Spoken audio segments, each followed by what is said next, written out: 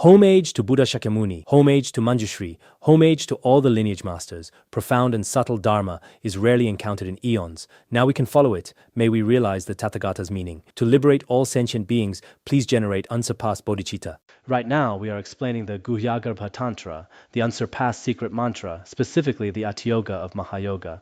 In the process of teaching this supreme secret mantra, we have finished discussing the view and the samadhi. Next, we will cover the 11 topics of the Tantra. As I mentioned, we have already explained the view and the samadhi. Now, we are discussing the conduct. Within the secret mantra, practitioners have specific types of conduct. Yesterday, we introduced the main characteristic of this conduct. It refers to the activities of the three gates embraced by wisdom and skillful means. This is what we call the conduct of the secret mantra, broadly speaking. In a narrow sense, or more essentially, practitioners have various outward behaviors. These behaviors are closely connected to the view and samadhi of the secret mantra. We already went over the general idea yesterday. Today we are going to talk about the third topic, the manner of accomplishing. Following Mepham Rinpoche's structure, every subject is explained through 4 headings. First, the nature, then the distinctions. Thirdly, the manner of accomplishing, meaning why we practice, why we have this conduct, and why we hold this view. Finally, the purpose. These 4 complete the explanation. The manner of accomplishing is divided into the general and the specific. Let's start with the general explanation. As you know, the conduct in the secret mantra is quite unique. It addresses many issues not mentioned in the Sutrayana. This is a very crucial point that everyone should keep in mind. The common vehicle teaches that all desirable objects are impediments on the path. Why then are the desirables to be accepted here? Desirable objects refer to all forms, sounds, smells, and tastes. For instance, the things we like to look at or the beautiful sounds we like to hear. Basically, any external object perceived through the other 4 senses. These are typically seen as obstacles on the path of practice. Why then are the desirables to be accepted here? The secret mantra differs from the Sutrayana here. You don't have to abandon desire or hatred. You don't need to give up the 5 sensory pleasures. You directly take them as the path. What is the reason for this? Many people might wonder about this. The explanation follows below. To be honest, why do I place such great importance on teaching this specific commentary? First of all, before we practice any secret mantra, we must master a text, like the essence of clear light, which is concise yet profound. It is a commentary rich in both theory and pith instructions. If you can truly understand these essential points, then for those with sharp faculties and great wisdom, you will clearly understand what the secret mantra is all about. So what is the answer to that question? Since phenomena abide as the exaltation of purity and evenness, there is actually nothing to be accepted or rejected. All things, whether pure or impure, are exactly as we established earlier when discussing the view. They are fundamentally inseparable from the wisdom of purity, evenness, and great bliss. Therefore, from the perspective of their essence, nothing can truly be found. You cannot say this should be rejected or that should be accepted. Such a distinction between accepting and rejecting does not exist. In the ultimate sense, those who have studied Zen should understand this point clearly. Through the path of abiding in the natural state, which is as though the intrinsic nature were realized, liberation is swiftly and easily granted, like magic. In reality, the essence of all phenomena was not created by anyone. That is just how it is. So we rely on the realization of this nature, this state of the non-duality of evenness and purity that we discussed. By abiding freely in this path, it is just like a magician. The illusions they create appear very fast and very suddenly. They can transform one thing into another in an instant. Similarly, in a very short time and with great ease, one can attain liberation from the karma and afflictions of samsara. This is because the view of the secret mantra is extremely sublime. When you have this view of the non-duality of evenness and purity, and at the same time you have the practice of the generation and completion stages, with such a high view and such excellence in meditation, transformation occurs very rapidly. This is the characteristic swiftness of the secret mantra. Some people ask why secret mantra or Zen is so fast. It is because of these unique magic-like skillful means. This will not be granted by suffering through hardships and the like, and on the contrary, that would cause obstacles. It is taught that for mantra practitioners to disrespect their own body or abuse it in any way is a root downfall. In the Sutrayana, there are many types of suffering and austerities. These are actually forced upon oneself. They lack the sublime qualities we talk about in the secret mantra. In fact, the more you practice these hardships and torture your body from the perspective of a secret mantra practitioner, if you torture, violate, or look down upon your own 5 aggregates, then it becomes an act of destroying or despising them. This is the 8th root downfall among the 14 root tantric vows. So from the secret mantra point of view, the aggregates are already even and pure. You cannot despise or harm them. If you do, you are violating the tantric samaya. The standards for tantric samaya are set very high. Based on this view, you should not abandon or torture your 5 aggregates. Therefore, due to the key point of mastery through method and lack of delusion through prajna, even utilizing whatever is desired will be more sublime than the common vehicles.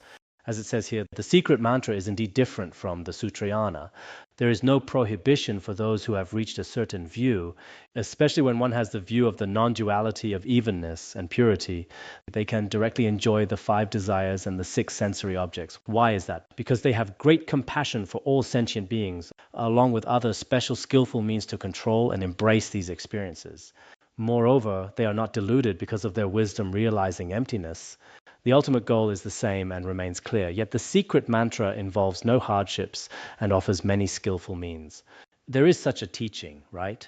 So because the secret mantra has both skillful means and wisdom, it surpasses the common vehicle of the Sutrayana. This is very important. For example, when we study the ascertainment of the 3 types of vows, some say that without relying on the secret mantra, one cannot attain Buddhahood. However, Mipham Rinpoche mentioned in his related treatises that although it is possible to attain Buddhahood through the Sutrayana alone, this primarily refers to the secret mantra possessing exceptionally sublime methods for the final destruction of the habitual tendencies of the 3 appearances. Therefore, from this perspective, the secret mantra is the most sublime, and it is said that without relying on it, one cannot truly attain Buddhahood. But Mipham Rinpoche's view is that the Sutrayana can also lead to accomplishment.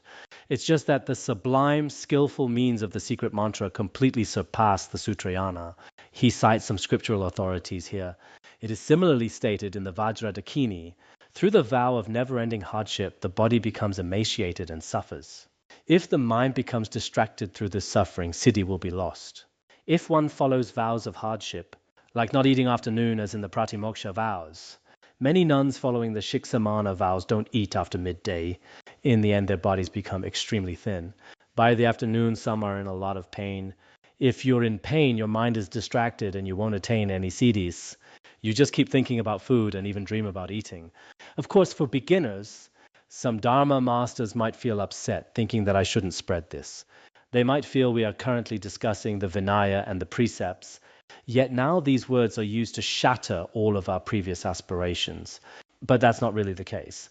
From the Sutrayana perspective, beginners indeed need to progress in their practice step by step, especially regarding the conduct in the Pratimoksha vows.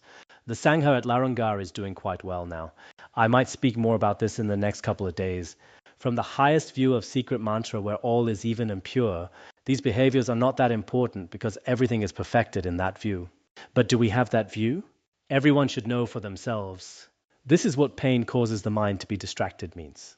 Thus, and in the Yogini Tantra of Conduct, it states, possessing a mind of non-dual wisdom, one leaves nothing left undone. Through the non-conceptual nature of mind, utilize the 5 desirable qualities.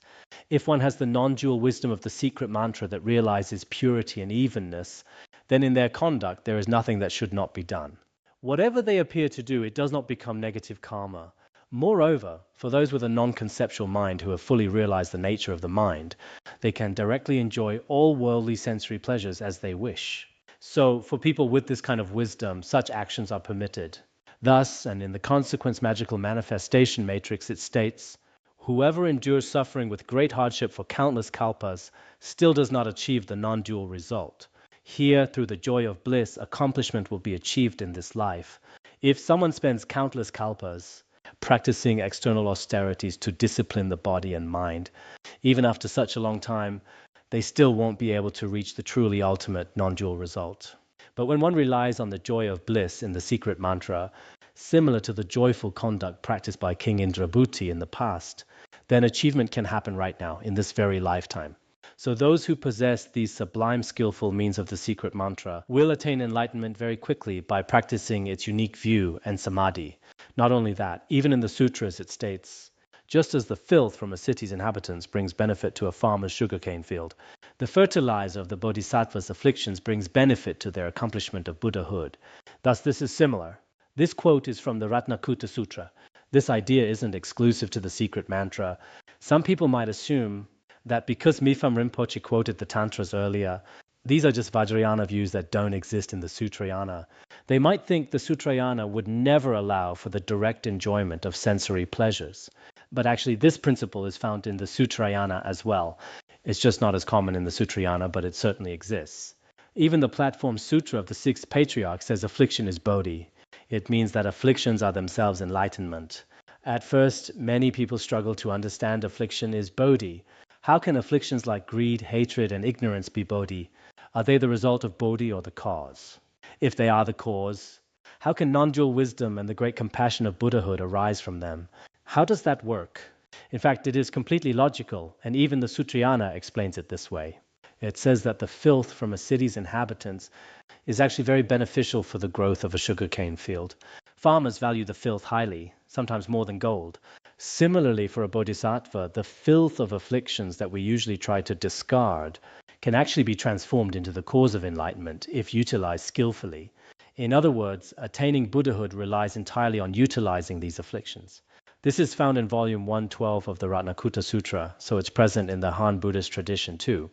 Nowadays, some people believe that practices like union and subjugation in the secret mantra are only found in Tibetan Buddhism. They think these don't exist in Han Buddhism, but that's not true. They are also in the Ratnakuta Sutra, first in prose, and then explained through verses like this one. There is also a scripture called the Sutra of the Noble Ratnakuta, asked by Mahakashyapa, which is in the Tripitaka. Just as sugarcane grows exceptionally lush from fertile soil enriched with manure, so too a bodhisattva dwelling amidst afflictions gives birth to all-knowing wisdom. The wording might be slightly different, but the meaning and the metaphor are exactly the same. So, if you look through the Tripitaka, you'll see that the idea of affliction being bodhi in Han Buddhism isn't just something the Sixth Patriarch taught in Zen. It actually has its source in the Tripitaka, specifically in the Ratnakuta Sutra. Furthermore, regarding the source of these teachings, if we don't utilize the explanatory methods of the secret mantra, then the Sutrayana itself might find it very difficult to provide a clear explanation. If you do not believe me, you will see for yourselves later on. For those who feel dissatisfied with Tibetan Buddhism or the secret mantra, if they only criticize these teachings on a superficial or verbal level, you can ask how the Sutrayana explains these specific principles. Through such reasoning, the truth will eventually become perfectly clear. This is why Mifam Rinpoche quotes Sutrayana scriptures alongside the Tantras. Ultimately, the views of the Sutrayana and secret mantra should be the same. It's just that the Sutrayana tends to reject afflictions. Most of its scriptures emphasize rejection, whereas the secret mantra accepts them and has specific methods for doing so. For instance, in the outer tantras, Mahayoga and Anuyoga, they deliberately accept what we call afflictions. Later, we'll talk about accepting the 5 meats and 5 nectars. The 5 nectars are things considered extremely unclean, yet they are offered right in front of Buddha statues. You might ask, with so many pure offerings available, why not offer those? Why offer things we normally consider filthy? The Sutrayana rejects them, but the secret mantra has the courage to offer them. Even if some attachment remains, they are still used as offerings. In the realized state of Dzogchen, it is not necessary to offer these unclean substances. Such practices are not encouraged in that profound state. Thus, there is a unique form of conduct in the secret mantra. At this point, one must have the courage to eliminate the deep-seated attachment to impurity from within one's own mind stream. Khenpo Tsultrim Lodro once spoke about this in the general meaning of the black snake. In that text, Rongzom Pandita uses various metaphors to explain this principle. If possible in the future, we should also discuss this work by Rongzom Pandita. I previously intended to translate the general meaning of the black snake, but didn't get to it. Also, in his Entering the Way of the Great Vehicle, Rongzom Pandita provides a very detailed elaboration on the views of the secret mantra. So this scriptural evidence is very important and deserves your attention. I hope you'll take the time to read the Ratnakuta Sutra when you can. Some of the language in there might not always align with what is typically emphasized in the Sutrayana. At that point, the comparison between the Sutrayana and secret mantra becomes easy to analyze. The specific explanation is divided into two aspects. First, the principle of accomplishing unification with prajna. Second, the principle of subjugation through skillful means. First, let's discuss the principle of accomplishing unification with prajna. Even though the path of mantra may have been entered, to disregard the superb conduct of mantra and disparage the practice of union is completely unacceptable. As it says here, even though some have entered the secret mantra while others may not have, they often find the unique conduct of the secret mantra difficult to accept. For instance, among Buddhist statues there are those in union, and in certain practices there is what is called union conduct with a dakini. Many people cannot accept these. However, from Mifam Rinpoche's perspective, it is unreasonable for us to slander or disparage them. It is true that quite a few people might misappropriate these conducts or use secret mantra terminology as a false justification to indulge in the mire of desire. That is a possibility. But we cannot exclude the fact that, according to the Tantras and commentaries, these are indeed sublime conducts. Therefore, when encountering such conduct, it is best not to intentionally slander it. Doing so carries great fault. Of course, you might not have the courage or capacity to praise or practice it yourself. This is something everyone should be careful about. Why is this the case? Given that the causes for the immediate emergence of Konate wisdom are the karma mudra and the support of the kunda bodhicitta that are indispensable, if abandoned, this is said to be a root downfall of mantra. Actually, this union practice in secret mantra is a way to trigger the co-emergent wisdom that we humans already possess, to forcefully cut through discursive thoughts and generate the wisdom of great bliss. There are many other practices available. We previously discussed the practices of hearing, contemplation, and meditation on the path of liberation, as well as many practices in the completion and generation stages. But this specific practice is also one that forcefully cuts discursive thought and increases the wisdom of great bliss. Its sole causes rely on the Dakini Karma Mudra and the practitioner's white bodhicitta. Through the interaction of white and red bodhicitta, wisdom is finally produced. If one abandons this, it is taught in the secret mantra that it's like abandoning bodhicitta, violating the fifth root downfall. To disparage or abandon women is to violate the 14th root vow, among the 14 root precepts of the secret mantra. In this way, the secret mantra has already emphasized that such a practice exists. It is also taught that the superb conduct of prajna is union. What is meant by union here is not what worldly people imagine, a physical union between a man and a woman. That is merely a representation. Actual union is the merging of one's own wisdom with great bliss into a single entity. The ultimate reality, which takes countless eons to realize through common paths, originally abides within one's own body. In the Sutrayana, it takes countless aeons to develop this co-emergent wisdom, but this wisdom originally abides within our very bodies. Those with sharp faculties and skill with the key points of the Guru's Upadeshas can directly realize this. When all dualistic fixations dissolve into the state of indivisible wisdom and reality, it is then referred to as the union of non-duality. He has already explained what union truly means. What is called union is the originally co-emergent wisdom of the non-duality of emptiness and bliss residing in our bodies. Relying on the pith instructions of a guru who is experienced in secret mantra practice, one uses a skillful method to make this co-emergent wisdom manifest. Generally speaking, to realize co-emergent wisdom, if we have not mentioned this before, one relies on either the skillful means of one's own body or the body of another. One must first master the skillful means of one's own body. This requires that all personal, self-characterized afflictions must be entirely extinguished. Ordinary worldly desires, anger, and emotional attachments between men and women, these must be totally absent. Only such a person is capable of this. If any mundane or relative desire is present, then one cannot even speak of the wisdom of union. Today, although some in Tibetan Buddhism call themselves gurus or yogis, claiming to have dakinis or consorts, I am afraid the vast majority are likely unqualified. To be honest, this may even be wrong views. For many people, they cannot even distinguish between the theory of internal co-emergent wisdom and actual worldly lust or emotional attachments between men and women. In such cases, no scripture or tantra of the secret mantra allows for this. They merely use these names as a label, calling a woman a dakini or themselves a tantric yogi. But if neither the guru nor the woman has reached that level, then it is entirely a worldly attachment. If they are practitioners who have taken vows, they are breaking them. And if they have no vows, it is no different from any other worldly relationship. If such mundane relationship is called secret mantra union, then everyone, even animals, would be union yogis. So in this regard, many people studying Tibetan Buddhism today have gone astray. This includes many women in Han regions who are often deceived. They hear these various titles and initially feel great faith. But as ordinary people, they fall into typical worldly affection between men and women. In the end, they fail to achieve liberation in this life, let alone in the next. Therefore, regarding our view on so-called union practice in the secret mantra, we should not dismiss it. But to actually practice it ourselves is certainly not easy for most people today. Its requirements for view and realization are incredibly high. It seems that either this year or last year, at the World Youth Buddhist Symposium, Professor Kam Yu Kwen, the chairman of a Buddhist society at Hong Kong Polytechnic University, spoke. He mentioned that he was a disciple of Dudjom Rinpoche.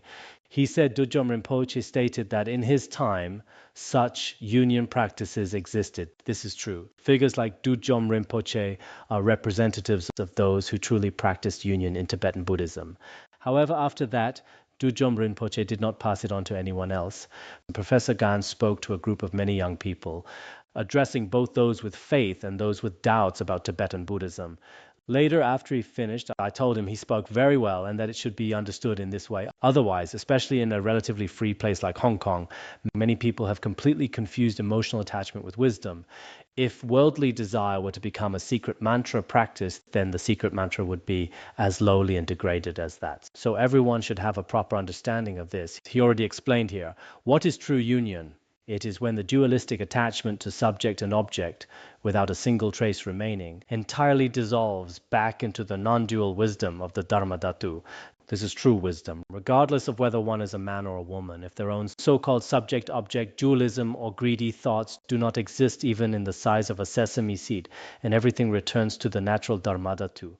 And in the natural Dharmadhatu, there is the wisdom of unimpeded great bliss, free from the four extremes and eight fabrications.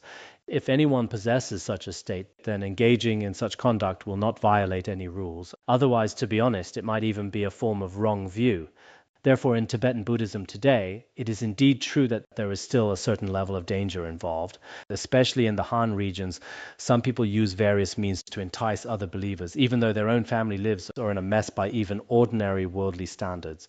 For people like this, at least in name or on the surface, everyone gives them grand titles. You are a guru, you are a dakini, and everyone supports them. Perhaps in 1 out of 100, 1,000, or 10,000 cases, there might be a true mantra yogi or a mantra dakini, but regardless of who we are talking about, such a high state is extremely rare.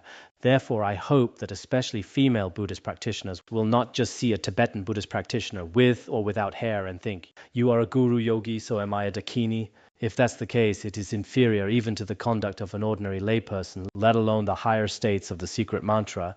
If you are together based on mundane afflictions and lust, then even in the Buddha's time, there were many who broke the pratimoksha vows. One doesn't need to use the banner of secret mantra or its methods to destroy the reputation of the secret mantra. So everyone must be careful.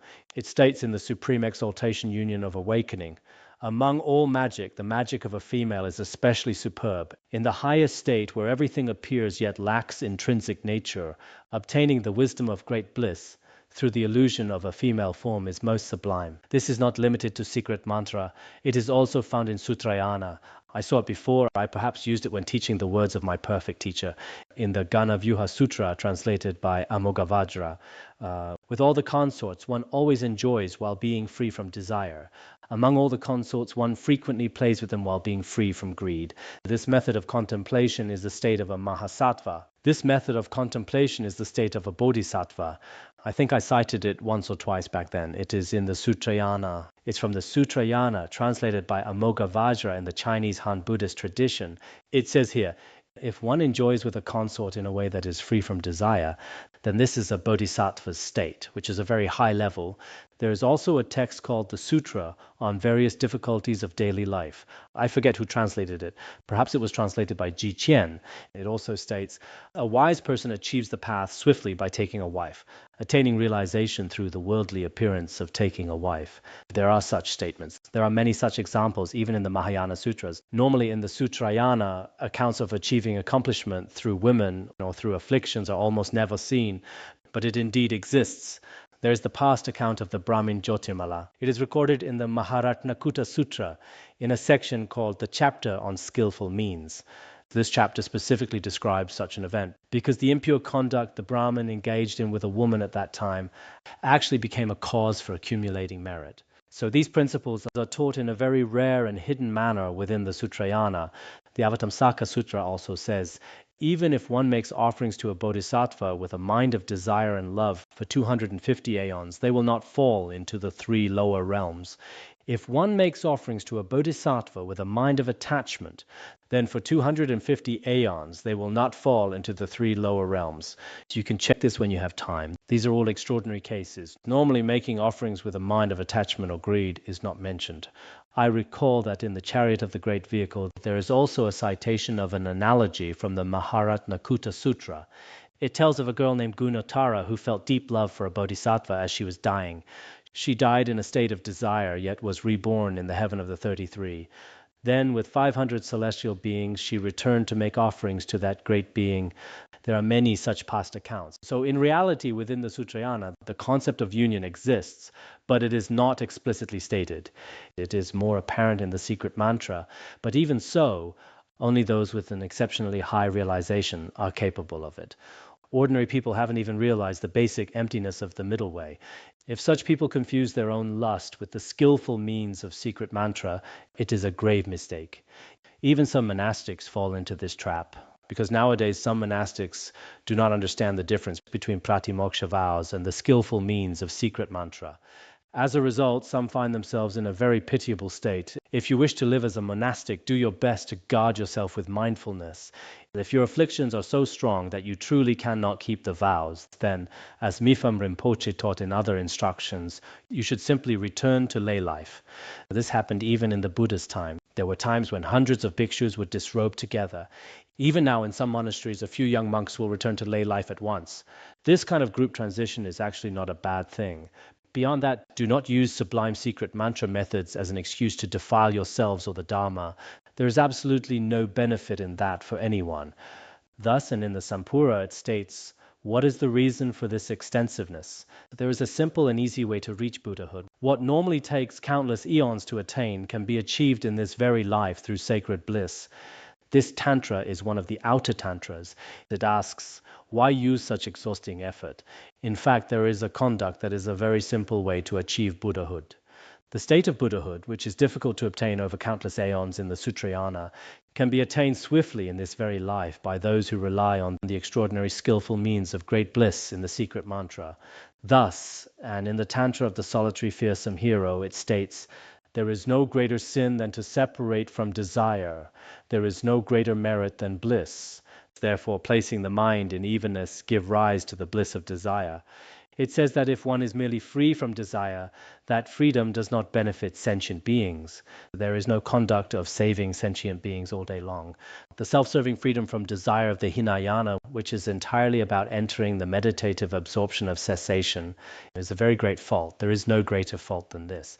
But if one relies on the skillful means of secret mantra to enjoy bliss, then there is no greater merit. This merit is immense. As I mentioned regarding the blissful methods of secret mantra, the so-called union bliss or great bliss in secret mantra is absolutely not the worldly emotional pleasure obtained through physical contact between men and women. Rather, it is a method of skillful means to attain the wisdom of great bliss that is free from all attachment. This is impossible to describe in ordinary human language. That is why secret mantra is so often misunderstood.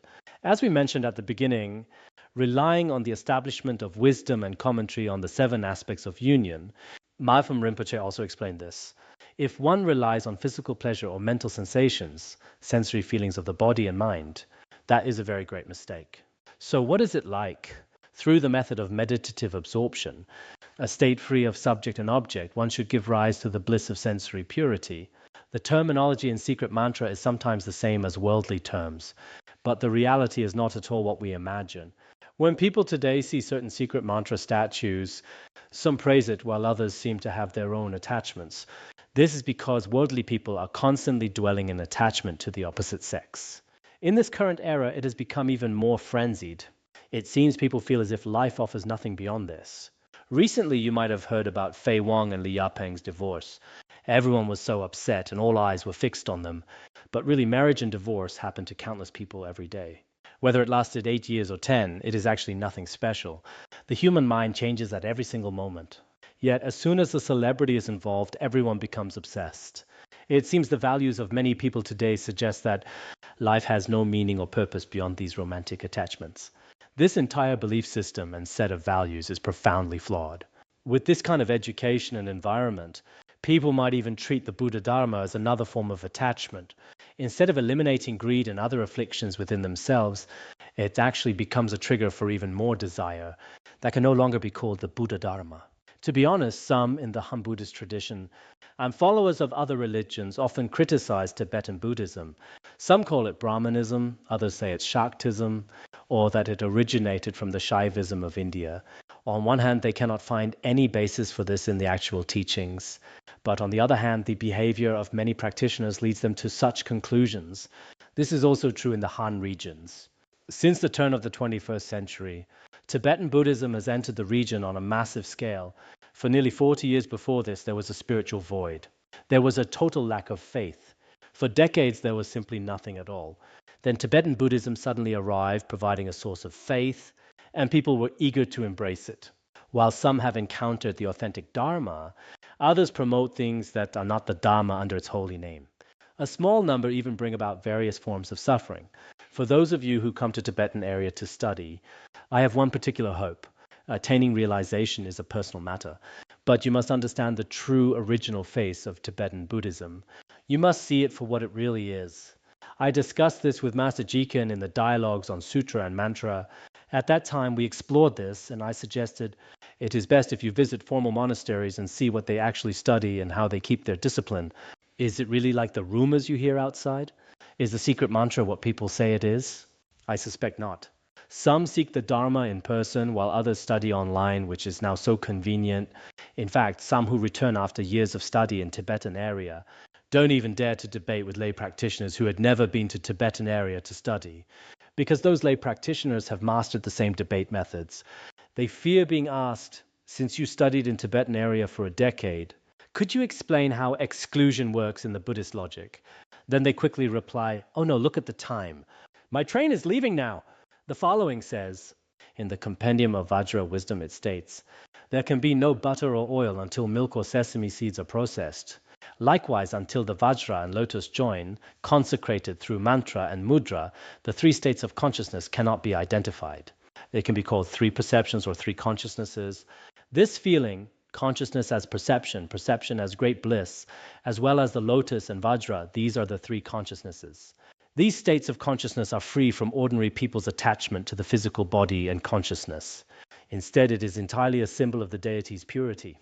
Only under such circumstances can this be practiced. This wisdom is like milk and sesame seeds. Without being processed, the butter and oil cannot be extracted. Similarly, for those with the capacity for the path of skillful means, they cannot obtain their accomplishment without relying on such union. Whoever is unable to perfectly unite the bhaga and linga will not discover the samadhi of exaltation. Through interest alone in this samadhi of exaltation, one will be led to the level of a beginner, and the ability to achieve the state of no return will eventually occur.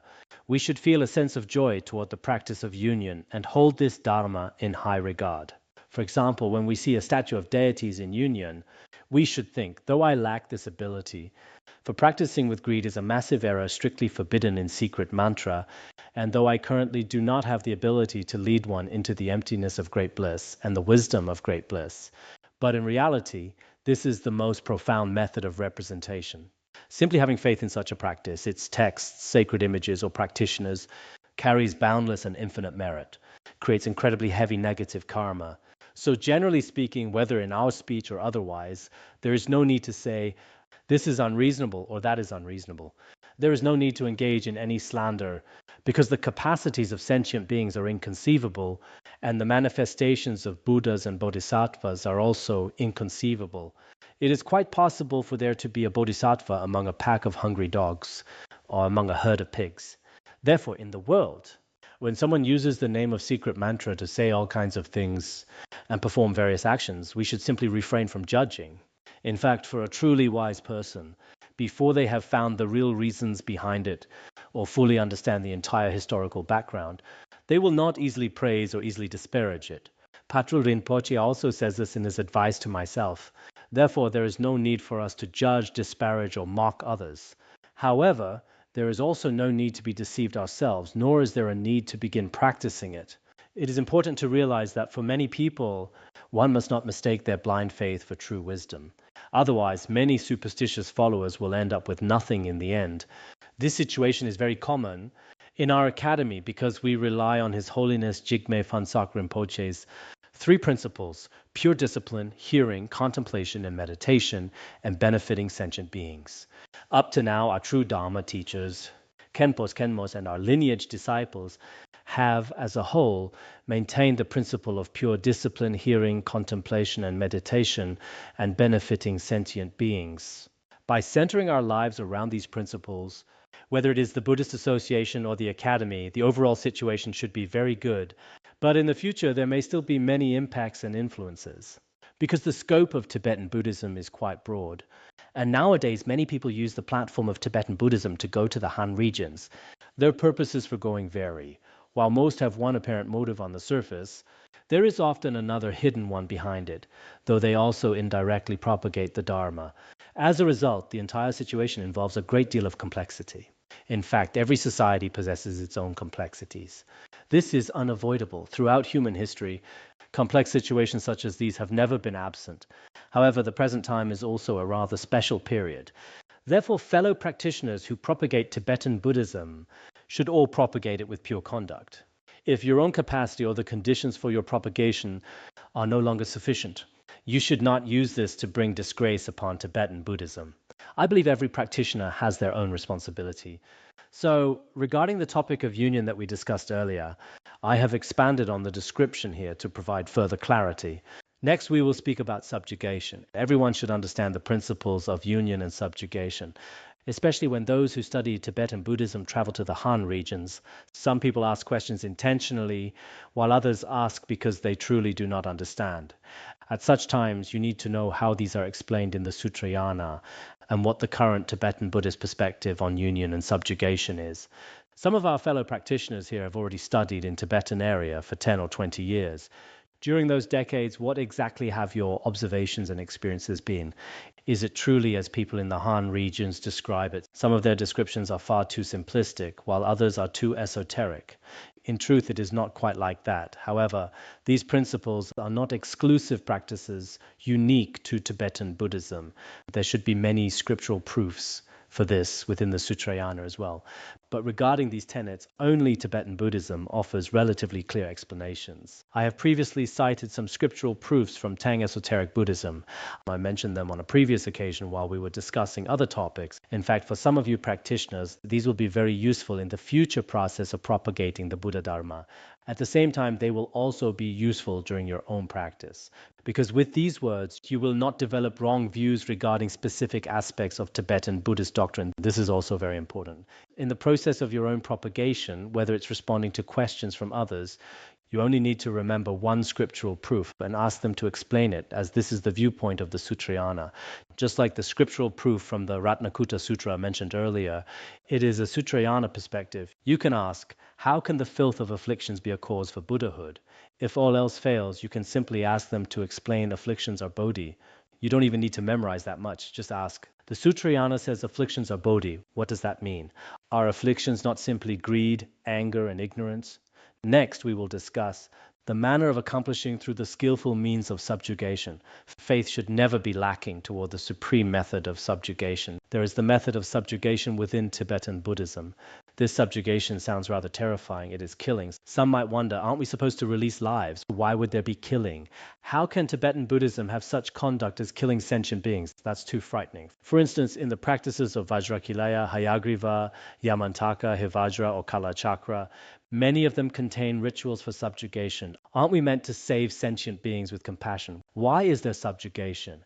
The meaning of subjugation is explained below. Whoever turns their back on the triple gem accumulates the most heinous karma. There are no other remedies that can save them. In the Sutrayana, gentle methods like asking them to take refuge have absolutely no effect on such individuals. Certain beings in the three lower realms, or those who destroy the three jewels, fall into this category. The secret mantra describes these as the 10 types of beings to be executed.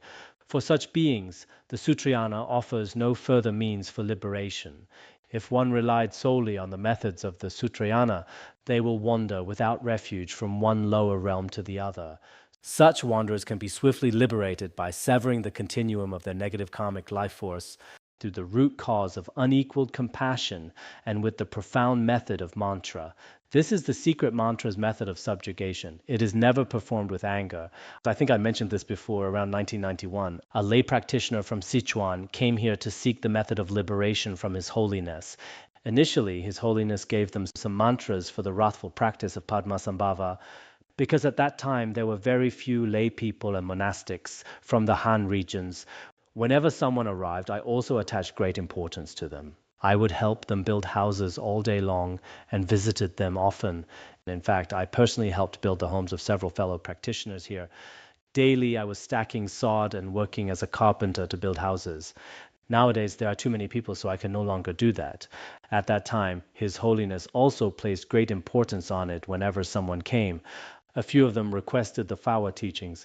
He asked me to translate, and I spent 7 days teaching them Phawa. One lay practitioner brought his wife and daughter. The whole family came. After arriving, they said they wanted to practice subjugation. His Holiness transmitted a heart mantra of wrathful Padmasambhava to them. As it turned out, as he continued his chanting, he came to my home once after a while. He said very angrily, "The reason I am practicing this Dharma is that a Qigong master is harming me and I want to kill him." Hearing this frightened me. Tibetan secret mantra is not like that at all. Your motive is wrong. With such an intent, you certainly cannot practice subjugation.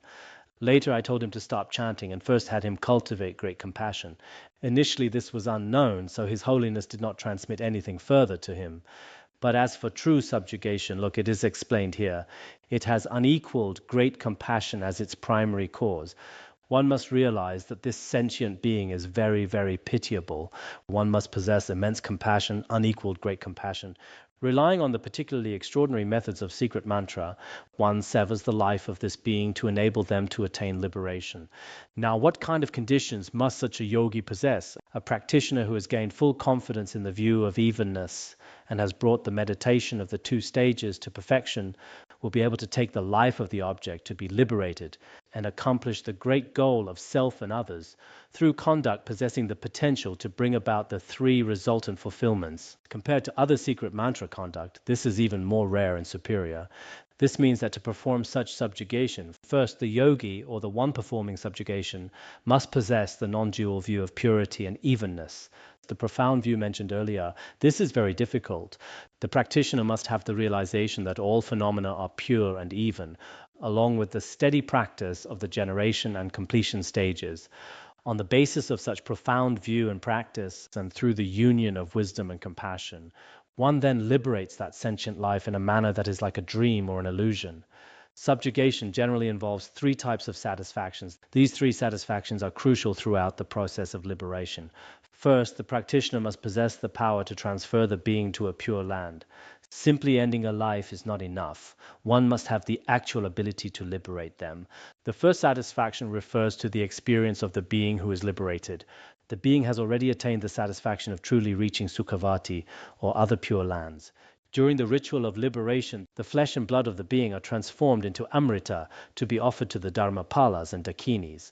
They are thus satisfied by receiving this pure offering. This fulfills the second requirement of providing a pure offering. Finally, by virtue of the liberated being's life force and merit, the yogi's own life is further extended, and their wealth becomes perfect. This constitutes the third satisfaction, which is for the practitioner themselves. Therefore, liberation is only permitted when these three satisfactions are fully present. In the Epic of King Gesar, it is frequently said, "A butcher who kills in the morning is a Buddha who liberates in the afternoon." The meaning of this saying is that King Gesar kills demonic hordes like a butcher in the morning. However, he liberates all those he has subdued by the afternoon. He is exactly like a Buddha who liberates. This is a true wrathful manifestation. It is not about holding a ritual kila and merely reciting sonbara sonbara, nor is it about chanting hum hum pat pat with a mind full of hatred. Chanting the wrathful mantras of Guru Rinpoche or Yamantaka in this way is strictly forbidden. As Buddhists, we must protect every form of life with great compassion, including the spirits or enemies who might harm us. In fact, such acts of subjugation also exist within the Sutrayana. Within the Sutra of the Skillful Means of the Great Vehicle from the Ratnakuta Sutra, the scripture specifically relates the story of Captain Compassionate Heart. This account is the same as the one in the words of my perfect teacher. At that time, Captain Compassionate Heart thought to himself, "If this man with the short spear is not subdued, he will kill 500 people. If he kills 500 people, then he will never be able to attain liberation, which is very pitiable. If I kill him, I can take the suffering of the lower realms upon myself on his behalf." Then he killed the man. As a result of this act, as the words of my perfect teacher states, he perfected the merit of 70,000 eons. The Ratnakuta Sutra says that he transcended birth and death for hundreds of thousands of eons. The meaning of this passage is likely the same. The Sutrayana scriptures state this because his intention was pure. Finally, the Buddha asked, "Noble son, why is this?" It was because his intention was pure, his compassion was great, and he possessed skillful means. Secret Mantra explains that both subjugation and union involve a form of skillful means.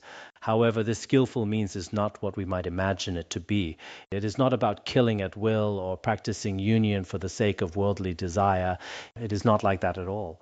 Only when one truly possesses the view of non-dual purity and evenness is there a special permission within Secret Mantra. Therefore, everyone here should take the principles found in the Sutrayana and elevate them further through the teachings of Secret Mantra. But at present, this kind of elevation is quite rare. It seems as though true subjugation is almost non-existent. As for the conduct of union, it does not exist in the genuine monastery. However, regarding the actions of certain individuals, their behavior is not very consistent with the genuine Buddhist teachings. This leads to certain doubts and criticisms regarding Tibetan Buddhism. These negative perceptions are also very difficult to dispel. So, the story of Captain Compassionate Heart should also be understood in this way. If the time for subjugation has arrived, it is taught that not taking action constitutes a root downfall. If the practitioner is fully capable and the being truly needs to be subdued, and if by subduing them they can be successfully liberated, then one must perform subjugation when all conditions have matured. Failing to do so violates the 10th root samaya of Secret Mantra. If someone must be subdued and you do not act, that is a violation of the root downfall. Once this is fully understood, just taking an interest in this approach will itself accumulate boundless merit. When we understand the profound meaning of subjugation, we can correctly view the rituals and wrathful forms involved. Currently, there are also wrathful manifestations among the statues of bodhisattvas. These wrathful forms are certainly not exclusive to Tibetan Buddhism. When I visit the temples of the Han Buddhist tradition, I often look for their halls dedicated to the Dharma protectors. Upon entering their Buddha halls, we can also see many extremely wrathful faces of deities. In essence, they appear no different from those in Tibetan Buddhism. Such halls of Dharma protectors are very numerous.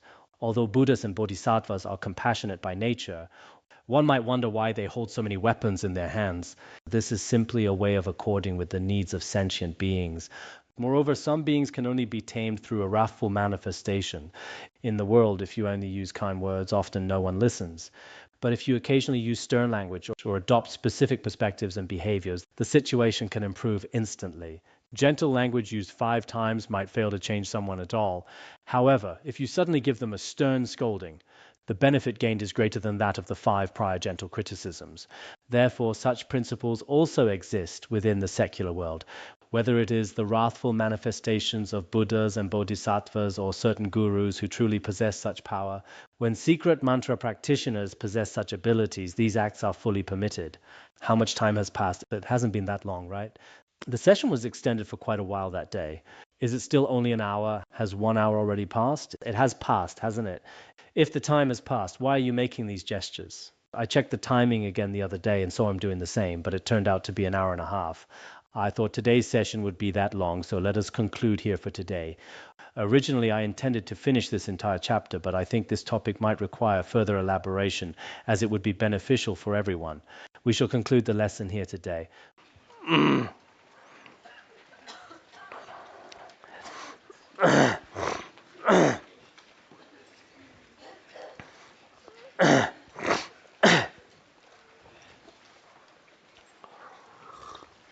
For the practitioners online, it is best to finish reciting the King of Aspiration prayers. The practitioners here at the Academy basically stay until the end of the King of Aspiration prayers. However, I noticed that for those online, as soon as I said Sonam Dei, right after those 4 lines of Sonam Dei were recited, 500 people immediately logged off. By the time the King of Aspiration prayers was finished, the number of participants had decreased significantly. Are you all really that busy? Reciting the King of Aspiration prayers takes 15 minutes at most.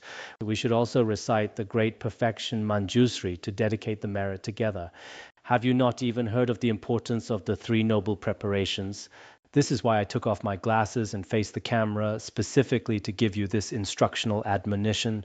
I am also using a sublime form of wrathful manifestation to teach you this. I am only joking, but it is truly best to stay and dedicate the merit. Sonam Dei Tamse Voganya Tonne Dhamma Pase Tirgana Jirano Chupai Chupun Sonen Droa Droa Bandangara Badna Sodargye Bandangara Badna Sodargye Bandangara Badna Sodargye